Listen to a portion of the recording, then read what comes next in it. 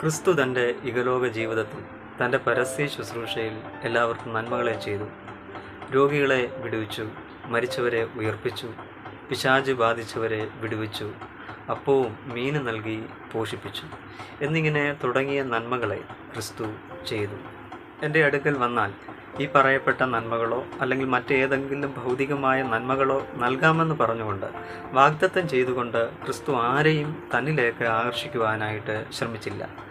ഇന്നത്തെ ബൈബിൾ പ്രഘോഷകർ ചെയ്യുന്നത് പോലെ ഭൗതികമായ നന്മകൾ വെച്ച് നീട്ടി വീട്, വസ്തുവകകൾ, AC കാറ്, മറ്റു സമ്പത്തുകൾ തുടങ്ങിയ നന്മകൾ കർത്താവിൻ്റെ അടുക്കൽ വന്നാൽ കർത്താവ് നൽകുമെന്ന് പറഞ്ഞുകൊണ്ട് അവരിലേക്ക് മറ്റുള്ളവരെ ആകർഷിക്കുന്നത് പോലെ ക്രിസ്തു ഭൗതികമായ നന്മകൾ വെച്ച് നീട്ടി തന്നിലേക്ക് ആരെയും ആകർഷിക്കുവാനായിട്ട് ശ്രമിച്ചില്ല.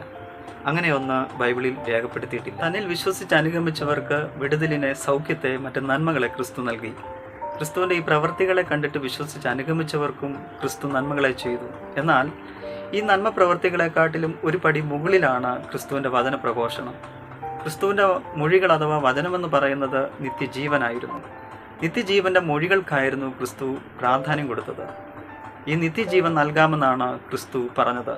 ഈ നിത്യജീവനാണ് ദൈവം ക്രിസ്തുവിലൂടെ വാഗ്ദത്തം ചെയ്തത്. ഈ നിത്യജീവൻ ലോകത്തിനുണ്ടാകേണ്ടതിന് അല്ലെങ്കിൽ മാനവരാശിക്കുണ്ടാകേണ്ടതിനാണ് ദൈവം ക്രിസ്തുവിനെ ലോകത്തിലേക്ക് അയച്ചതും അവനെ ക്രൂശിലേൽപ്പിച്ചതും.